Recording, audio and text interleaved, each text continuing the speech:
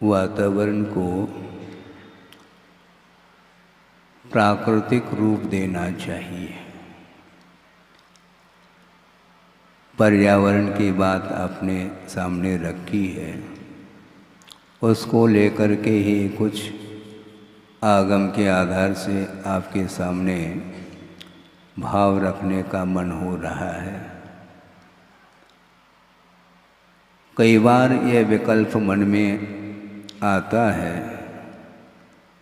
सामान्य व्यक्ति की मैं चर्चा नहीं करना चाहता, किंतु जो मोक्ष मार्ग के नेता बनने जा रहे हैं उनकी बात आपके सामने रख रहा हूँ। तीर्थंकर होते हैं जिनका जीवन धर्म के प्रति समर्पित रहता है, धर्म के आराधना के साथ ही जिनका व्यक्तिगत जीवन पूरा का पूरा संयम में रहा और रत्नत्रय की आराधना के साथ उन्होंने जीवन व्यतीत किया और एक साथ से पुण्य का संचय करके स्वर्ग को प्राप्त कर लेते हैं। और उस रत्नत्रय की आराधना के फलस्वरूप जो पुण्य का संचय हुआ था उसका वो उपभोक्ता भी होते हैं और सागरोपम आयु तक उस वैभव का अनुभव करते हुए भी उनका पुण्य क्षीण नहीं होता, वह अक्षीण पुण्य माना जाता है। और वहाँ से यहाँ पर आकर के मोक्ष मार्ग के नेता बनते हैं। तीन लोक का वैभव एक तरफ रह जाता है और उनका वैभव एक तरफ रह जाता है। उस वैभव के साथ हम अन्य वैभव की तुलना नहीं करना चाहेंगे, क्योंकि वह अतुलनीय वैभव माना जाता है। अभी वो दीक्षित नहीं हुए हैं, किंतु दीक्षा के पूर्व उनका जीवन जो व्यतीत होता है वह इतना सुखमय व्यतीत होता है, आप कल्पना नहीं कर पाएंगे, क्योंकि वह दृश्य वर्तमान में देखने को नहीं मिलता। महापुरुष 63 शलाका पुरुष के अंतर्गत वो आते हैं। उनके माता पिता का वैभव वह भी अद्भुत, और जब उनका जन्म होता है तीर्थंकर का, फिर कहना ही क्या है। बार बार आगम के आधार से विकल्प मन में आता है कि तीर्थंकर जो होते हैं वे उसी भव से मुक्त होने वाले होते हैं और उनका अकाल मरण नहीं होता। इसके उपरांत भी वो जब दीक्षित होते हैं उस हवेली को छोड़ करके वह वन की ओर क्यों विहार करते हैं। पर्यावरण सामने आ रहा है। उस हवेली में बैठ करके उनको साधना करने में क्या दिक्कत हो रही है, हम पूछना चाहते हैं। उनको और कौन सा पदार्थ प्रभावित कर सकता है। विश्व कल्याण की भावना जिसके अंदर जागृत हुई है और वो दूसरे से प्रभावित हो, ऐसा तो हो नहीं सकता। मन में भाव आता है, किंतु आचार्य कहते हैं इसमें अपवाद नहीं है। चाहे वह तीर्थंकर हो चाहे सामान्य व्यक्ति हो, असंयम की भूमिका में सबका मन पर पदार्थों से प्रभावित रहता है, आकर्षित रहता है। यहाँ तक कि वृषभनाथ भगवान को ही ले लो, 83 लाख पूर्व तक उनका जीवन जो व्यतीत हुआ वह एकांत में व्यतीत नहीं हुआ, अनेकांत में व्यतीत हुआ, मतलब भीड़ में ही व्यतीत हुआ है। वैभव के बीच में वो रहते हैं और उनके लिए उनके चरणों में नतमस्तक होने वाले बड़े बड़े चक्रवर्ती राजा इत्यादि होते हैं। और उन्हें वैराग्य होता है। जब वैराग्य हो जाता है तो चाहे वह भवन हो, भवने वनेवा, कहीं भी रहे वो, उनको आत्मकल्याण करना उनका जब लक्ष्य बन चुका है तो फिर हवेली में बैठ करके भी साधना की जा सकती है और उसके माध्यम से केवल ज्ञान उन्हें प्राप्त हो सकता है, ऐसा मन में भाव आता है।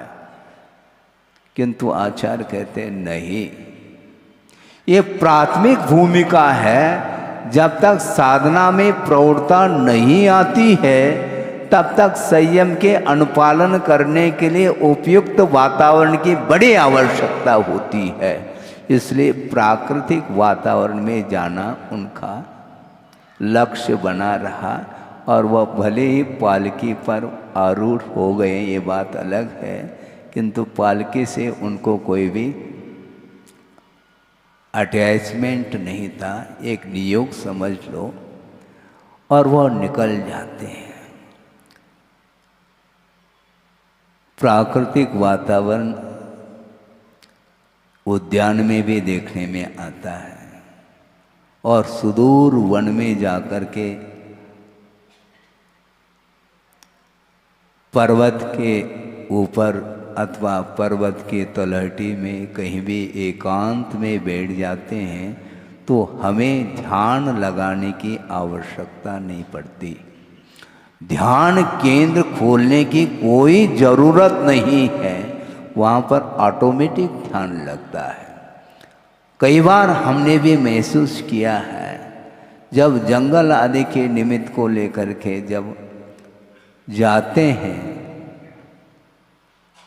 तो वहाँ पर ऑटोमेटिक मन शांत रहता है। क्यों ऐसा होता है, कभी सोचा है? इसमें कोई दो राय नहीं है। साधर्मी के बीच में जब हम रहते हैं, सजाती व्यक्ति के बीच में हम रहते हैं तो उस समय हमारा मन विक्षिप्त रहता है। अनेक प्रकार के विकल्प आ सकते हैं। ये हमसे बड़े हैं, हम छोटे हैं। ये हमसे बड़े ज्ञान की अपेक्षा से ये बड़े हैं, हम छोटे हैं। ये धन की अपेक्षा से बड़े हैं, हम छोटे हैं। ये रूप की अपेक्षा से हम कुरूप हैं, वो स्वरूप हैं। अनेक प्रकार के विकल्प जो आते हैं वो क्यों आते हैं? सजाती था।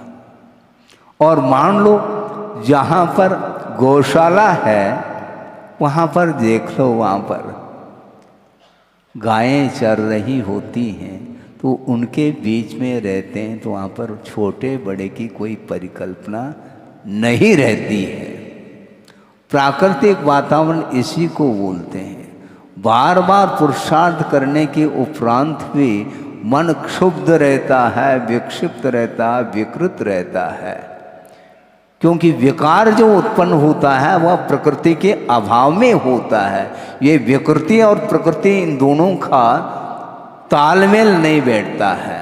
विकृति रहेगी तो वहाँ पर प्रकृति रह नहीं सकती, और जहाँ पर प्रकृति रहेगी वहाँ पर विकार के लिए कोई गुंजाइश नहीं है। इसलिए तीर्थंकर उसी भव में होने वाले, उन्होंने सोचा इस हवेली को जल्दी छोड़ दो तो जल्दी केवल ज्ञान हो सकता। उम्मीद है 83 लाख वर्ष तक पूर्व तक उन्होंने उसी हवेली के बीच में रहे, वैभव का उपभोग किया, किंतु लास्ट में जा कर के उस वैभव में उनको कोई भी सार दिखाई नहीं दिया। 83 लाख पूर्व तक तो सार दिखाई दिया, ऐसा तो मुझे लग रहा है। अन्यथा वो रहे क्यों हैं? क्योंकि ये मोह के बिना ये संभव ही नहीं। पर पदार्थ के प्रति जो राग है, जो जुड़ाव है, वह बिना मोह के, बिना राग के संभव नहीं है। और जब तक मोह प्रबल रहता है तब तक वह आत्मा को भी बार बार झुकाता रहता है और संसारी प्राणी झुकता रहता है। किंतु अब कहाँ झुकना है? झुका रहा अपना माता आप लोग बोलते हैं कहाँ झुकाना है बोलो, प्रभु के चरणों में और गुरु के चरणों में माथा टेकना चाहिए।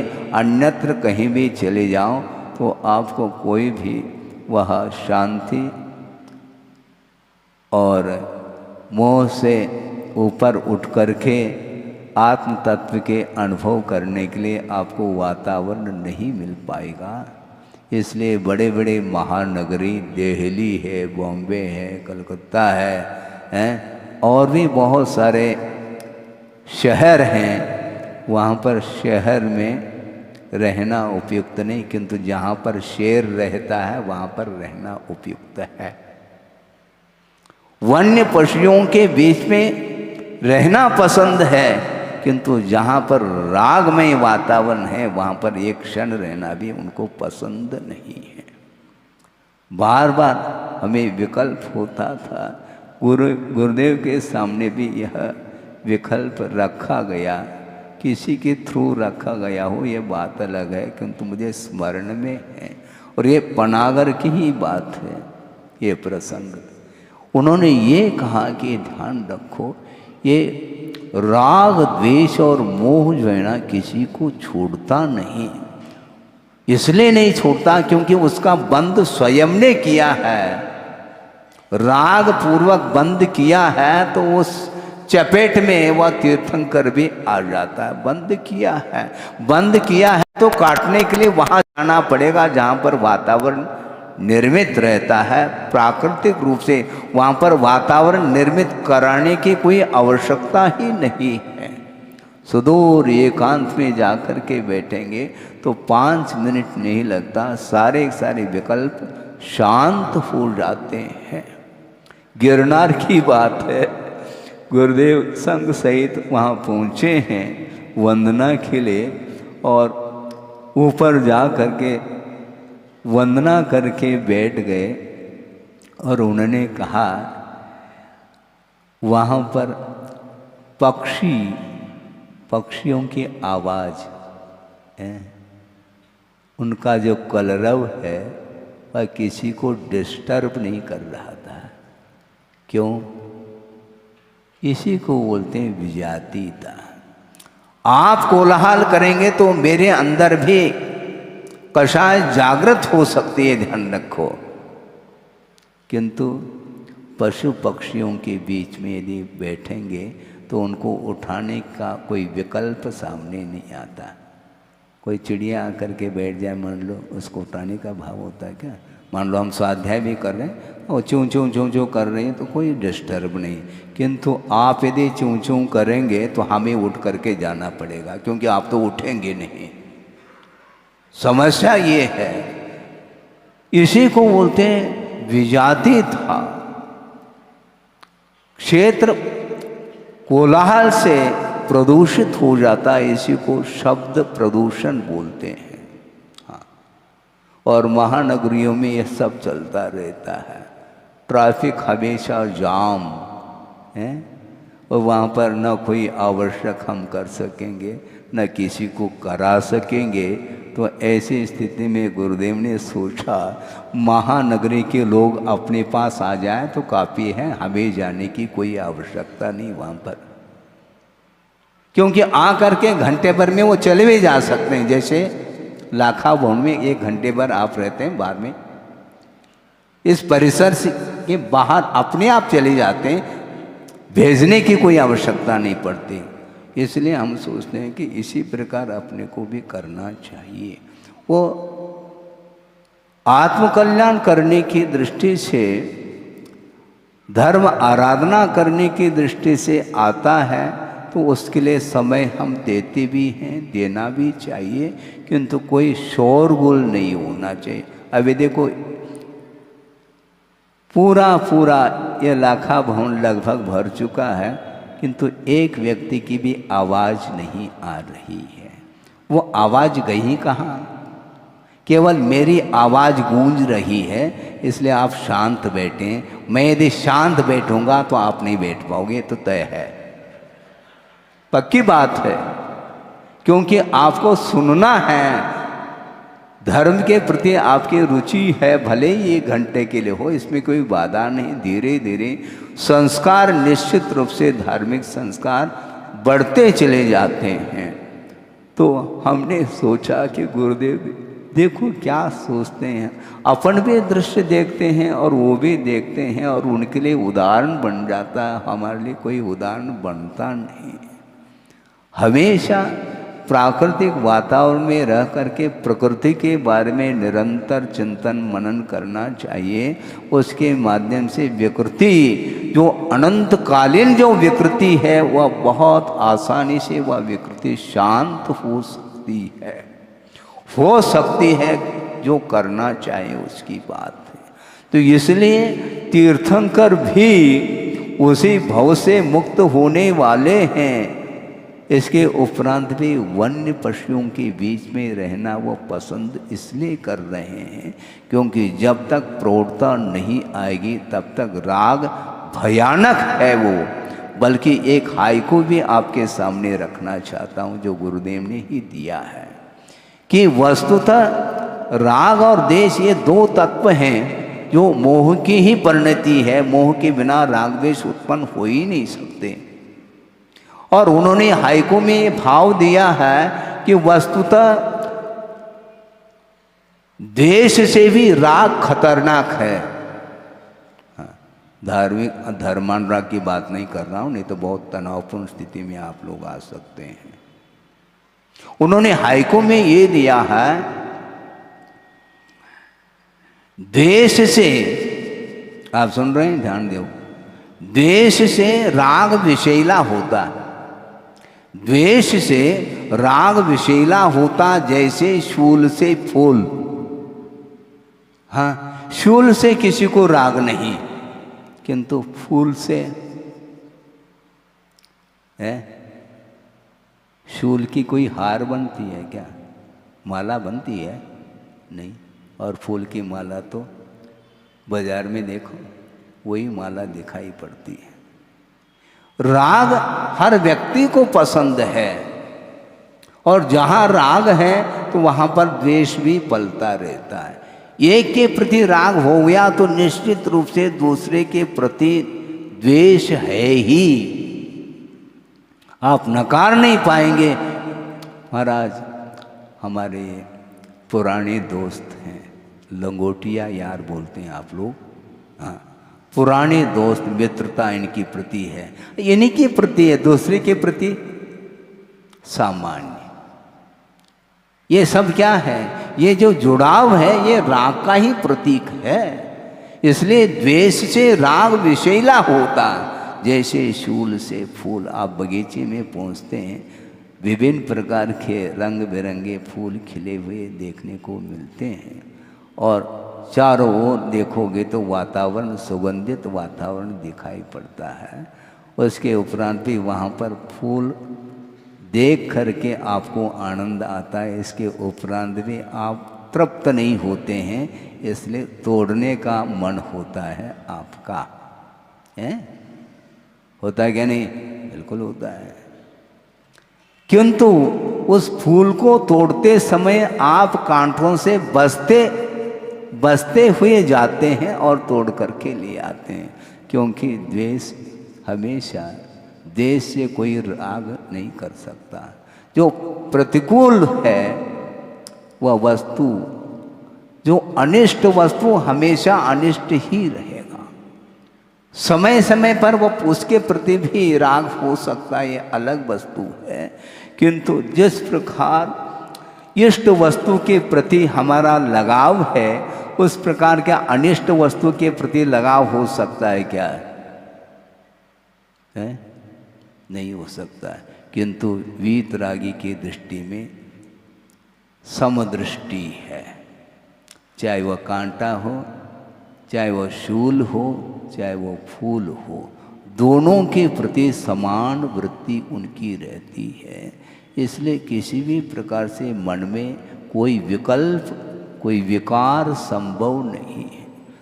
और सोचो, प्राथमिक अवस्था में साधना कोई करना चाहता है तो वह तीर्थंकर भी उस हवेली में बैठ करके साधना नहीं कर पाए, और जिस समय वह संसार आसार दिखाई पड़ रहा है किसी भी निमित्त को लेकर के, तो वहाँ पर एक क्षण के लिए भी रहना पसंद नहीं करते वो और निकल जाते हैं। वहाँ पर भयभीत वातावरण हो सकता है। कहाँ? वन्य पशुओं के बीच में, वन में, किंतु वहीं पर साधना होगी, क्योंकि वहाँ पर राग नहीं है। प्रतिकूल वातावरण हो सकता है, किंतु वहाँ पर राग के लिए कोई स्थान नहीं है। वहाँ पर ऐसे सुदूर जा कर के एकांत में बैठ कर के वह तत्व का चिंतन करते हैं, जगत का चिंतन करते हैं। क्या साहस होगा उनका। हालांकि उनका अकाल मरण नहीं है, इसके उपरांत भी भीति तो उत्पन्न होती होगी उन्हें भी, क्योंकि मोह का अभाव तो हुआ नहीं, मोह का अभाव नहीं हुआ। अकाल मरण नहीं होते हुए भी आर ध्यान का प्रसंग आता है। बिल्कुल पक्की बात है,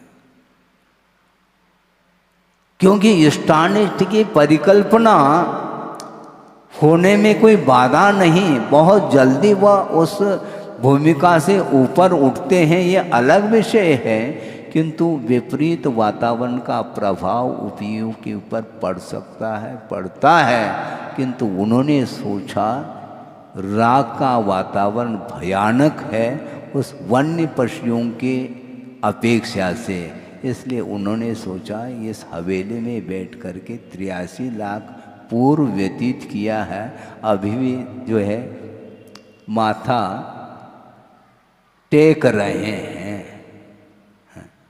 इसलिए उन्होंने सोचा अब यहाँ रहना पसंद नहीं। कहाँ?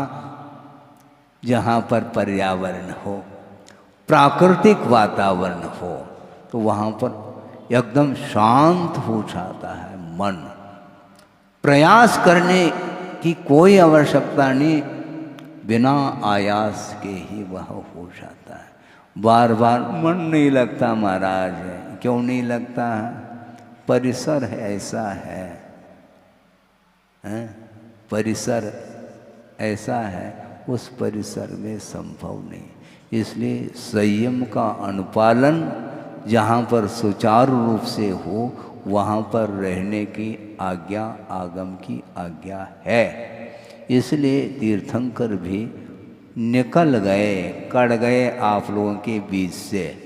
उनको समझ में आ गया अब यहाँ पर रहना उपयुक्त नहीं है। यहाँ पर सिवाय राग की चर्चा के अलावा और कोई चर्चा होती ही नहीं। रात दिन वही जमघट है, कहीं भी जाओ। तो अर्थ ये है कि संस्कृति, विकृति और प्रकृति ये 3 शब्द हैं, और पाश्चात्य संस्कृति का प्रभाव चारों ओर दिखाई पड़ रहा है।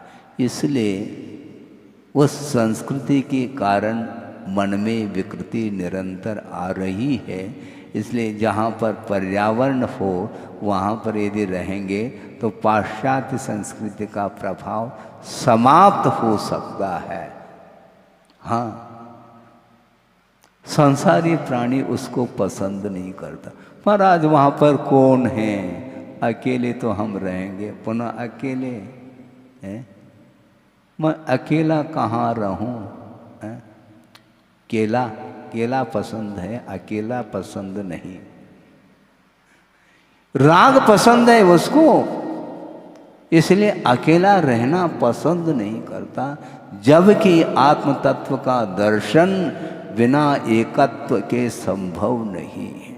आपकी भूमिका नहीं, मैं मानता हूँ आप रहिए, किंतु जो एकत्व की साधना में जो निरंतर लीन है उनकी आराधना करते रहो, तो आपके जीवन में भी वह एकत्व की परिणति आ सकती है। वहाँ तक आपकी यात्रा भी हो सकती है, इसमें कोई दो राय नहीं। क्योंकि श्रद्धांड भी बहुत बड़ा महत्व अपना अस्तित्व रखता है। इसलिए देव शास्त्र गुरु के प्रति जिसकी आस्था है, श्रद्धा और विश्वास है, समर्पण है, निश्चित रूप से राग के लिए विराम मिल सकता है। धीरे धीरे धीरे परसेंटेज के हिसाब से आप आशा को, राग को, द्वेष को कम करने का पुरुषार्थ करेंगे तो निश्चित रूप से आपका मन भी केंद्रित हो सकता है। इसलिए गुरुदेव ने जो आपके कंधों पर जो भार दिया है, जो दायित्व दिया है, उसके माध्यम से ही आपका कल्याण होने वाला है, ध्यान रखो। इसलिए उससे मुख नहीं मोड़ना है। सुन रहे हैं क्या? नहीं? हाँ, पूरे जबलपुर के लिए कह रहा हूँ, किंतु जिनके ऊपर भार दिया है उनको विशेष रूप से हमारा कहना है कि निरंतर जिनालय आदि जो अच्छे धार्मिक कार्य हैं, पूर्णायु है, जिनालय है और प्रतिभा स्थली तो चल ही रही है। इसको बोलते हैं वातावरण, धार्मिक वातावरण। दुनिया में बहुत सारे कॉलेज और यूनिवर्सिटीज़ वगैरह हैं, मैं किसी की आलोचना करने के लिए नहीं बैठा हूँ, किंतु धार्मिक संस्कार की ओर यदि दृष्टि जाती है तो सर्वप्रथम उनको प्रतिभा स्थली आकर के अवलोकन करना होगा। वहाँ पर जाकर के केवल अवलोकन कर लो, चर्चा करने की कोई आवश्यकता नहीं, क्योंकि वह आर्टिफिशियल फूल नहीं है, रियल फूल है। एक कागज का फूल है, बहुत खिला हुआ दिख रहा है, सफ़ेद भी हो सकता है और लाल कलर का भी हो सकता है और साइज में फुल साइज है। इसके उपरांत भी देखने के लिए वह कमल या फूल अच्छा लग रहा है, किंतु उसके ऊपर भ्रमर आकर के बैठ नहीं सकते, ध्यान रखो, क्योंकि वह आर्टिफिशियल फूल है। रियल फूल हो तो उसकी सुगंधी चारों ओर फैलेगी, फैलती ही रहती है। इसलिए जिन्होंने अवलोकन नहीं किया, नहीं देखा है, उनको जल्दी से जा कर के प्रतिभा स्थली का अवलोकन कर लेना चाहिए। वहाँ पर पर्यावरण है ही, और उस पर्यावरण के साथ जो विकास कर रहे हैं वो अपने आप में अनूठा विकास है। वो ऐसा क्यों? क्योंकि जहाँ पर राग का कोई वातावरण नहीं है तो अपने आप ही मन लग जाता है, लगाने की आवश्यकता नहीं पड़ती। इसलिए उनके साथ में ज़्यादा चर्चा इसलिए नहीं करता है क्योंकि तत्व चर्चा करने में कोई लाभ नहीं, उसका अनुपालन उनके द्वारा हो रहा है। अब चर्चा कहाँ तक चर्चा करें? अर्चा की बात करो। लिखा हुआ कभी कभी पढ़ने को मिलता है, आचरण, चरण नहीं आचरण छो, है पढ़ने को मिलता है। इसका अर्थ क्या है? मात्र चरण छूने मात्र से काम नहीं चलेगा, आचरण को छूने का प्रयास करो। और छोटी छोटी बालिकाओं के लिए जो संस्कार मिल रहे हैं वहाँ पर चारों ओर देखेंगे तो पर्यावरण वहाँ पर देखने को मिलेगा। और जो बाग बगीचा इत्यादि है उसमें रह करके संसारी प्राणी राग का अनुभव करता है, जबकि वीतरागी का मन वहाँ पर रह करके केंद्रित हो जाता है, किंतु उन रंग बिरंगे फूलों में उनका मन अटकता नहीं है। हाँ, एक श्लोक आपके सामने रख करके 2-5 मिनट में इस विषय को पूर्ण कर लो। उन्मूल यत्यविश्रांतम, उन्मूल यत्यविश्रांतम पूजम श्री धर्म पादपम मनोभव महादंती मनुष्याणाम निरंकुशः। इस प्रकार शुभ चंद्र आचार्य ने कहा है। उन्मूल यदि अविश्रांतम पूजम, निरंतर पूजनी जो धर्म रूपी वृक्ष है उस वृक्ष को मनोभव महादंती उन्मूलयति। मनोभव बोलते हैं काम को, वासना को। उस वासना रूपी हाथी के द्वारा वह धर्म रूपी वृक्ष जो निरंतर पूजनीय है उसको उखाड़ रहा है। समझ में बात आ रही कि नहीं? संस्कृत में श्लोक जरूर है लेकिन उसका भाव और अर्थ की ओर आपकी दृष्टि जानी चाहिए। मनोभव महादंती मनुष्याणाम निरंकुशः, अंकुश है ही नहीं। मर्यादा लांघ चुका है संसारी प्राणी। मैं निरंतर उस दृश्य को देखता हूँ, वो ठीक नहीं है। राग की एक सीमा होनी चाहिए। धार्मिक क्षेत्र में कोलाहल समाप्त हो जाना चाहिए। धार्मिक क्षेत्र में मर्यादित जीवन होना चाहिए। आप अपने राग के वातावरण में आप रहते हैं, आपको रहना पड़ता है, या आपकी इच्छा या अलग वस्तु है, किंतु धार्मिक क्षेत्र में कोलाहल और मर्यादा का उल्लंघन नहीं होना चाहिए है हमारा आप लोगों के लिए विशेष रूप से कहना है। चाहे वह महिला वर्ग हो चाहे पुरुष वर्ग हो, अन्यथा न ले, क्योंकि यह कहने का अवसर है। मैं प्रतिदिन लगभग देखता हूँ चौके में मर्यादा को तोड़ करके वह कार्य कर रहे हैं। महाराज लोग मना कर रहे हैं, इसके उपरांत भी एक के ऊपर एक टूट रहे हैं। उस समय कौन सा धार्मिक व वातावरण है, हम पूछना चाहते हैं। इसका नाम धर्म है क्या? शांति के साथ वंदना की भावना करनी चाहिए। शांति के साथ उस दृश्य को देखने का प्रयास करना चाहिए। शोरगुल करने से, एक के ऊपर एक टूट पड़ने से कोई धर्म का विकास हो रहा है, ऐसा भूल जाओ आप। इसलिए धर्म का विकास जो होता है वह मर्यादित जीवन के साथ ही वह धर्म का विकास, आत्मा की उन्नति होने वाली है। मैं ज़्यादा कहना नहीं चाहता क्योंकि वह दृश्य मेरे लिए देखने लायक नहीं होता। मैं आंख बेच करके बैठ जाता हूँ किंतु उनके ऊपर कोई असर नहीं पड़ता। आगे आप ध्यान रखेंगे। हाँ, यदि आपके अंदर धर्म के प्रति रुचि है तो धर्ममय जीवन बनाने के लिए सर्वप्रथम अपने आप के जीवन को मर्यादित करने की आवश्यकता है। तो मैं ये कह रहा था, उन्मूल यदि अविश्रांतम पूजम श्री धर्म पादपम। पादप बोलते हैं वृक्ष को। पादप का अर्थ क्या होता है? वृक्ष। धर्म पादपम, धर्म रूपी वृक्ष को वह उखाड़ रहा है। निरंतर जिसकी आराधना, जिसकी पूजा की जाती है, ऐसे धर्म रूपी वृक्ष को कौन उखाड़ रहा है? मनोभव महादंती। मनोभव बोलते हैं काम वासना। उस काम वासना रूपी महादंती का अर्थ हाथी होता है। बड़े बड़े दांत को धारण करने वाला जो होता है वह हाथी माना जाता है। इसलिए मनोभव महादंती का अर्थ काम रूपी हाथी के द्वारा वह धर्म रूपी वृक्ष वह उखाड़ रहा है। सोचो, विचार करो क्या लिखा है आचार्यों ने। निरंतर राग में डूब रहा है संसार, इसलिए किसी को भी वह संस्कार दे नहीं सकता।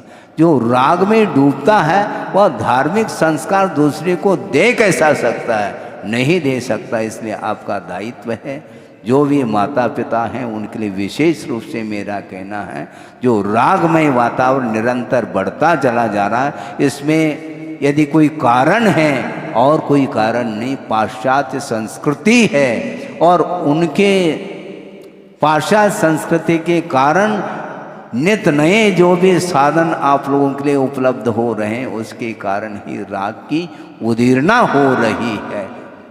राग उफान ले रहा है और धर्म की बात सुनना चाहते हैं, कैसे कौन सुना सकता है? कौन सुनने वाला है? सुनना चाहिए। गुरुदेव ने आपके लिए 1 दिन 2 दिन नहीं 50-55 साल दिया है, ध्यान रखो। क्या उनके साधना, क्या उनकी वीतरागता निरंतर वह वीतराग भाव को लेकर के ही आपको परोसते रहे धर्म को। इसके उपरांत भी हमारा मन राग से ऊब नहीं रहा है। क्यों मत पूछो, तर्क से स्वभाव रहता दूर। क्योंकि वो एक प्रकार से स्वभाव जैसा बन चुका है, इसलिए कहते भी चले जाएं, इसके उपरांत भी उसके ऊपर असर नहीं पड़ता। किंतु बार बार प्रयास करिएगा, गुरुदेव का आशीर्वाद है, इसमें हारना नहीं चाहिए। मन हो सकता है, होता है, चाहता कोई भी नहीं, किंतु वह वातावरण ऐसा निर्मित होता है, किंतु मन के ऊपर थोड़ा सा ब्रेक लगाना चाहिए। इसी को संयम बोलते हैं। संयम रखिएगा, बिना ब्रेक की गाड़ी जाएगी, निश्चित रूप से वह एक्सीडेंट होना ही होना है। उसको कौन रोक सकता है? इसलिए हमेशा अलर्ट रहिए। अपने छोटे छोटे बच्चों के ऊपर और बालिकाओं के ऊपर संस्कार देने का पुरुषार्थ, उसका दायित्व आप लोगों के ऊपर है। क्योंकि दोष यदि आता है तो माता पिता के ऊपर आता है। डिसिप्लिन समाप्त हो चुका है समाज में, अनुशासन रहा नहीं। माता पिता स्वयं बच्चों से डर रहे हैं, ऐसी स्थिति, इस प्रकार का ये पोजीशन बना हुआ है। इसलिए आप लोगों के बहुत मैं बार बार कहूँगा, क्योंकि मेरा कर्तव्य है और गुरुदेव ने आज्ञा दी है। कोई माने अथवा न माने, कर्तव्य को बार बार आप कर्तव्य का बोध देना चाहिए। निश्चित रूप से 2-4 व्यक्ति भी यदि सुधरते हैं तो विश्व का कल्याण हो सकता है। हो इस पवित्र भावना के साथ अहिंसा परमो धर्म की बोधि समाधि परिणाम शुद्धि स्वात्मोपलब्धि शिव सौख्य सिद्धि चिंतामणिम चिंतित वस्तुदाने त्वां वंद मानस्य ममास्तुते। परम पूजाचार्य गुरुवर श्री विद्यासागर जी महाराज की जय।